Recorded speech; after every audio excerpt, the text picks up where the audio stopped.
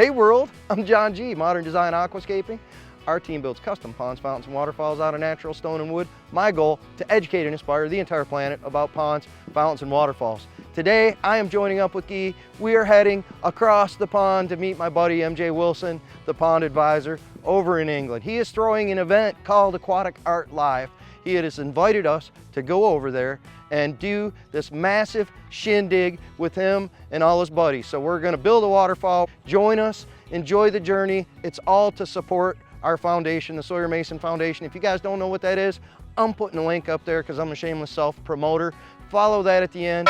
Follow MJ, follow your heart. I'm off. I'm gonna go do things that matter with people that matter. John G out.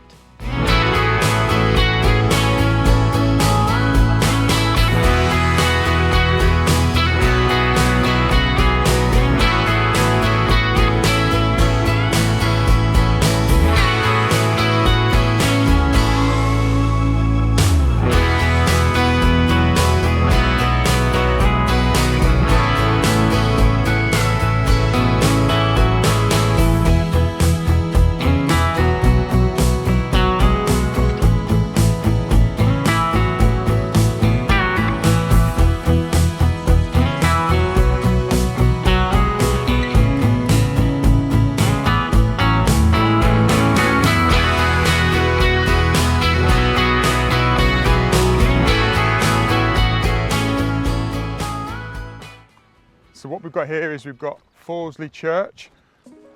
This church has been around for a very long time. There's a plaque inside the church saying that George Washington was associated with this church about a month before he actually came over to America. As you can see, that this church is a beautiful location, all surrounded in agricultural fields and lakes. It's so different than home. Everything's so much older.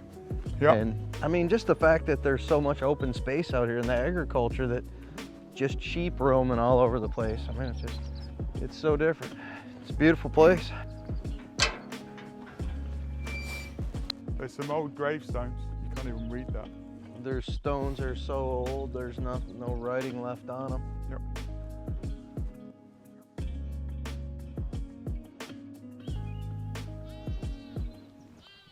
Screaming at the lambs. Over here is we've got Fawsley Hall, and Queen Elizabeth I stayed here. So there's a room, you know, you could stay there. It's $2,000 a week. So you're gonna eat your tea at Fawsley Hall. Do you wanna go and get some tea? Sure, you eat tea here? Yeah. Okay, well, there you go. Nice finger sandwiches and some fancies. Some champagne. That sounds lovely. Let's go and have some. What do you say? Let's go and have some afternoon tea.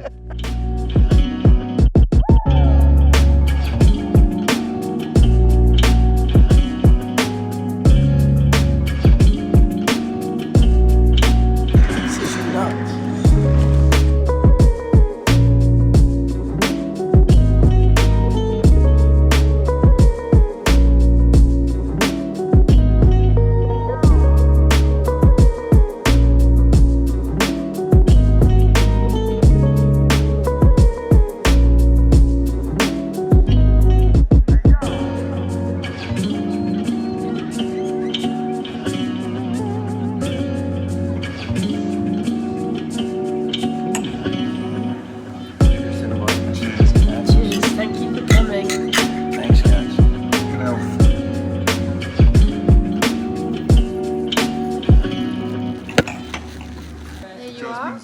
That's the jasmine, and then you just pour.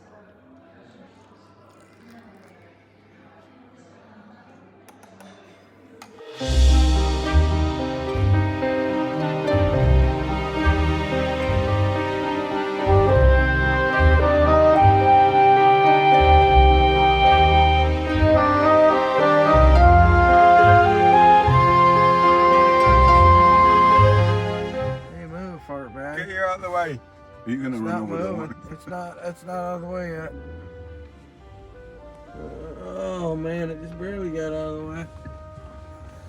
I mean, barely. That one's not gonna wake up. You're gonna have to. No, they're still there. Stop! It's not moving. No, It's not no, moving. stop, Stop! Stop! Stop! Stop! Okay, that one's not getting out of the way. I'll get it. I'm going to get it out of the way.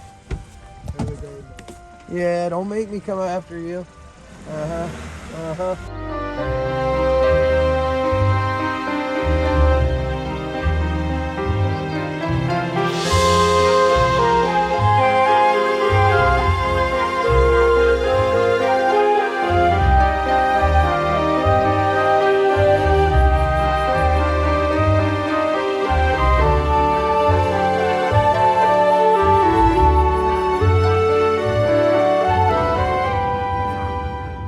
Snake Pass, yeah, it's closed.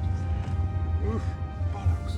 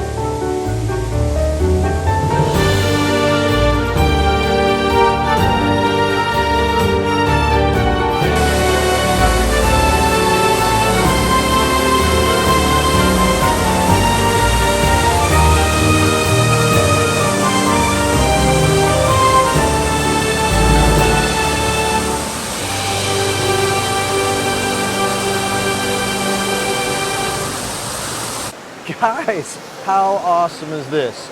Today is our first full day here in the UK. MJ told me there's no really cool water features around my house. We went on a journey, and the place where we're heading to that he set me up to believe was going to be very mediocre at best happened to have the road closed. An hour and a half into the journey, we turned around, hey, Googled another spot that he's never been to. And look at this. I just wanted to take the opportunity to come visit one cool water feature here in the UK so I could see what it looks like, and to be honest, it reminds me very much of the Smoky Mountains at home. Sandstone, lots of moss, cool boulders have been weathered out over time. There's laurels growing out of the mountainside, just what I would expect from a beautiful natural water feature. This is the kind of thing we're going to replicate back in his garden center. I'm going back tomorrow with MJ to start designing, constructing something out there over the next 3 days before Aquatic Art Live. A lot of times, it's the little things, like this is cool, but it's loud and powerful. It's not something that would really represent well in someone's backyard. This little area over in here is the magic. The little trickles where the water sneaks around the outside, comes through spaces. There's places over here and up there that I want to go explore where the water's just dripping through the moss, and it just trickles down and it creates these little micro environments that grow the most amazing plants. Guys, I love what I do. I'm such a nature junkie, and this is what I live for, traveling around the world, doing things that matter with people that matter.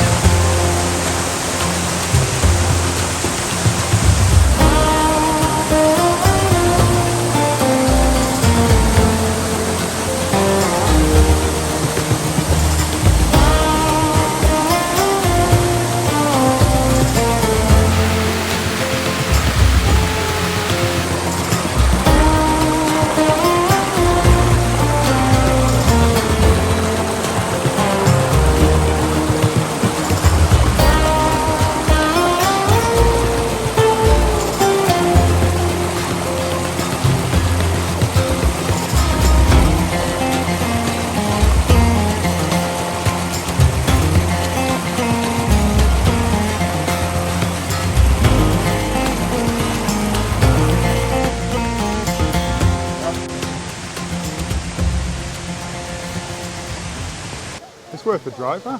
Oh, Everything happens for a reason. Yeah, right? This is so much cooler than what Yeah. you had me so ready to be let down by the other one that when I wasn't even like super disappointed. I was like, ah, well, the road's closed, you know, it's what it is. And then, Do you like the tree? Where's the roots? I know, right? In between, it's breaking those two boulder walls apart. Yeah. But it's amazing. Who was the guy that planted that one? I don't know. I'm not, like I said, I'm not a geologist, but I really think it's sandstone. Doesn't look like limestone to me. It looks like sandstone. Very similar to what I see around my house. They washed out down through the ravine here. And Just cracking. the moss growing everywhere. And I mean, it's just super similar to home. It's beautiful. Yeah. It's not, honestly, it's not what I expected. I expected it to be the ironstone. I was thinking I'm gonna see something that looks totally different. There's not a lot of round stone in here. I mean, it's almost identical to what I could walk and see what we saw up in the Smokies by myself when we were on that trip. And these little spots that I'm looking at, like all of my favorites, the big giant rushing falls, it's just not my thing. I mean, hardly ever am I building an environment where that is important or even You can't relative, create the banks. but yeah, and that's And the size of the stone. How big is that stone? To 50 scale, ton? 50, 50? maybe 5,000. Yeah. I mean, it's, you think the one at Aqualand that was framing the waterfall out there was more than a legal semi-load for that one rock, and that's 100 of those things combined. It's ridiculous. You would have to do synthetic stone to do anything that was even close to replicating that. And cut it. Or, cut it and take it and make it on site or whatever. Yeah, it's crazy. It's crazy. And I mean, honestly, seeing the washed out formation in the bottom. Yeah. I mean, if somebody made it to look like that, you would be like, that looks so fake. You'd never find a ginormous rock sitting on top of these little things that look like elephant feet. Yep. Like somebody just did a horrible job of recreating nature.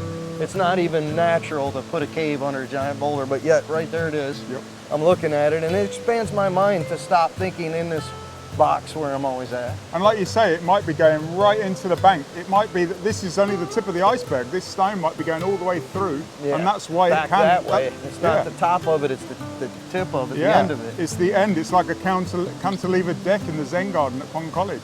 It could be that there's a whole tunnel of stuff underneath there. But I take most of my inspiration from these areas down where the two rocks are sitting together in that little, it's like somebody pouring water out of a pitcher right there into that deep pool and the white froth coming up. And it's like, those are the things that inspire me. There's two little tiny falls coming around a rock and one little pour coming out. It's like super small and subtle, and yet right there it is. The water running through those stones in the back there right against the back wall. Even the waste in the middle of those two through stones. the root pile, I know. Let's do something like that. Like I say to the guys when we come through, let's recreate that. It's just a bunch of twigs, but at the same time you're recreating nature. Yeah, that's going to all disappear. You could moss that all up and get it growing in there. Who wouldn't want that? In nature, you wouldn't have it because when you get a flood, it would blast all that out of there. Yep. But recreating these tiny little micro environments, we could definitely do a waterfall around one side and then a log jam with twigs and roots and create that dripping moss up there around the side.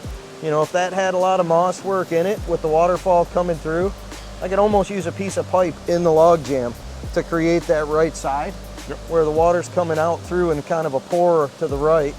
You get some ideas.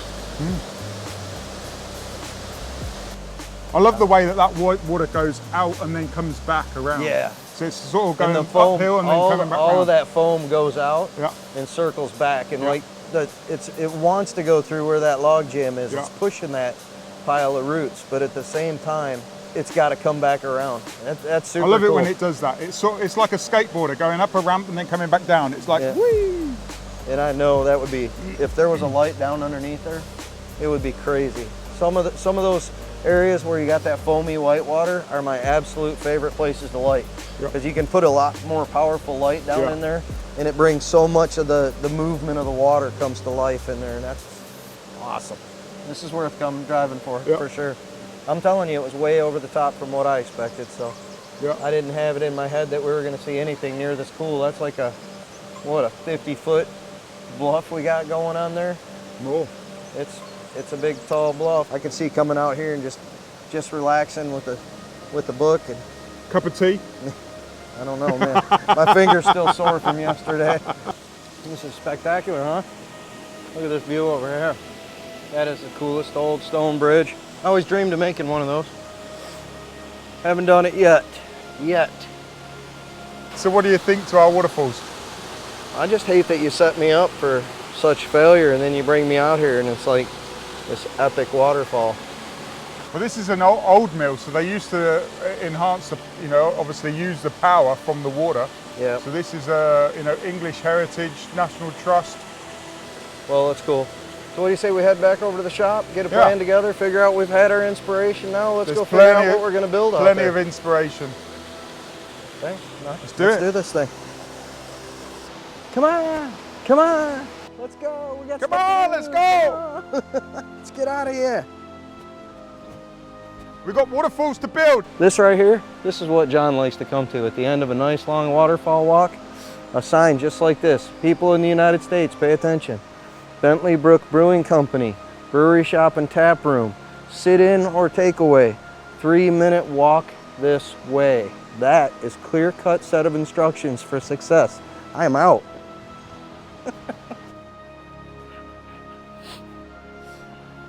So this is daylight robbery. They used to have a tax on the sunlight, so people used to brick the windows up so they had to pay less tax. Daylight robbery. Tax on sunlight. I don't even want you to use that part because God forbid the Democrats hear about it. Next thing you know, we'll be having a new tax on daylight. So this is a wildlife pond that I built a couple of years ago. Yeah, back in the 1600s. Yeah. MJ built himself a And you can see a wildlife pond. An overflow just here. Some driftwood. A bit of driftwood for the frogs to get in and out. So here we are, welcome to Pond Cornage.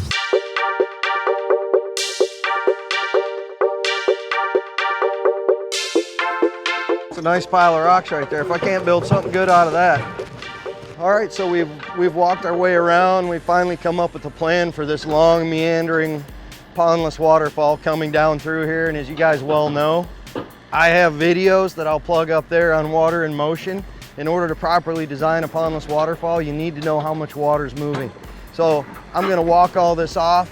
I'm gonna take some pictures. I'm gonna draw a basic design that I can go over with everybody. And I'm talking napkin sketch, guys. I'm not doing like a fancy color pencil drawing. You have to call the aquascape team for that. I'm gonna get in here, measure lengths, measure widths. MJ wants to do a heavy-handed reservoir down here, which means I'm gonna go 3 times the water in motion so that when this thing turns on, it's actually only using 1/3 of the water in motion, 2/3 in storage. That allows for a lot more evaporation loss. The guys are talking about using this reservoir, since it's kind of centrally located, to fill things, to pump water out, doing pond cleanouts, whatnot. It's just gonna be used for more than just holding. So we're going triple on the holdings, and I'm gonna go sit in the Zen garden over there and do my design work after I get this measured off and do a proper reservoir design before we jump on this, because I wanna make sure I get everything right. And I wanna make sure that the guys that come in here can later watch what happened and understand how we did what we did and why we did it. So I'm getting busy. We're ready to rock and roll.